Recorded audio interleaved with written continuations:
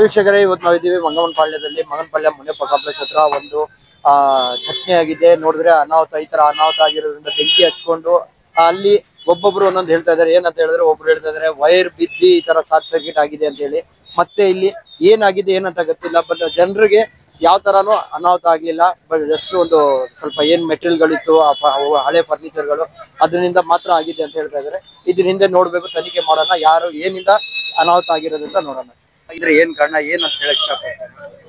ಅದು ಬೆಳಗ್ಗೆ ಒಂದು 5:15ಗೆ ಶಾರ್ಟ್ ಸರ್ಕ್ಯೂಟ್ ಇಂದ ದೊಡ್ಡ ಟ್ರಾನ್ಸ್ಫಾರ್ಮರ್ ಇಂದ ಶಾರ್ಟ್ ಸರ್ಕ್ಯೂಟ್ ಆಗಿತ್ತು. ಇದು ಇದು ಒಂಥರ ಫರ್ನಿಚರ್, ಹಳೆ ಫರ್ನಿಚರ್ ಅಂಗಡಿ ಇತ್ತು, ಮೇಲೆ ಬಿದ್ದಿದೆ. ಅದೊಂದು 2 ತಾಸು ನಂತರ ಒಳಗಡೆಯಿಂದ ಹೊಗೆ ಕಾಣಿಸ್ಕೊಂಡಿದೆ. ಸೊ ಬಂದು ಒಳಗಡೆ ನೋಡಿದಾಗ ಬೆಂಕಿ ಎತ್ಕೊಂಡಿದೆ. ಅದರಿಂದ ತುಂಬಾನೇ ಸುಮಾರು ಒಂದು 10-20 ಲಕ್ಷ ರೂಪಾಯಿ ಅವರಿಗೆ ನಷ್ಟ ಆಗಿದೆ. ಮತ್ತೆ ಬಿಲ್ಡಿಂಗ್ ಕೂಡ ತುಂಬಾನೇ ಜಾಸ್ತಿ ಬಂತು. ದೇವರ ದಯೆಯಿಂದ ಯಾವ್ದು ಒಂದು ಅನಾಹುತ ನಡೆಯಿಲ್ಲ, ಯಾರು ಜನ ಇರಲಿಲ್ಲ ಬಿಲ್ಡಿಂಗ್ ಅಲ್ಲಿ. ನೋಡ್ಬಿಟ್ಟು ಎಲ್ಲ ಹೋಗ್ಬಿಟ್ಟವ್ರೆ.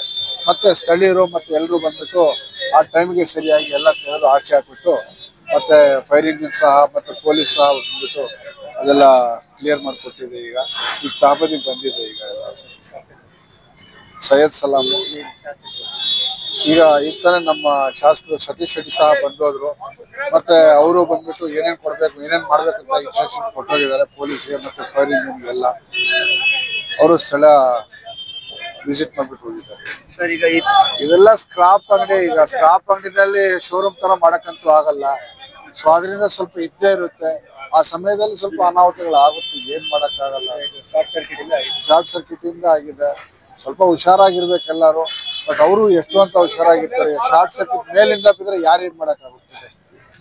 ಸರ್ಕಾರದಿಂದ ಏನಾದ್ರು ನೋಡೋಣ, ಈಗ ಅವ್ರು ಏನ್ ಕ್ಲೈಮ್ ಮಾಡ್ತಾರೆ ಏನು ಅಂತ ನೋಡ್ಬಿಟ್ಟು ಸರ್ಕಾರದಿಂದ ಆಗುವಂತ ಏನಾದ್ರು ಸಹಾಯ ಇದ್ರೆ ಅದನ್ನು ಸತೀಶ್ ರೆಡ್ಡಿ ಅವರ ಅನುದಾನದಿಂದ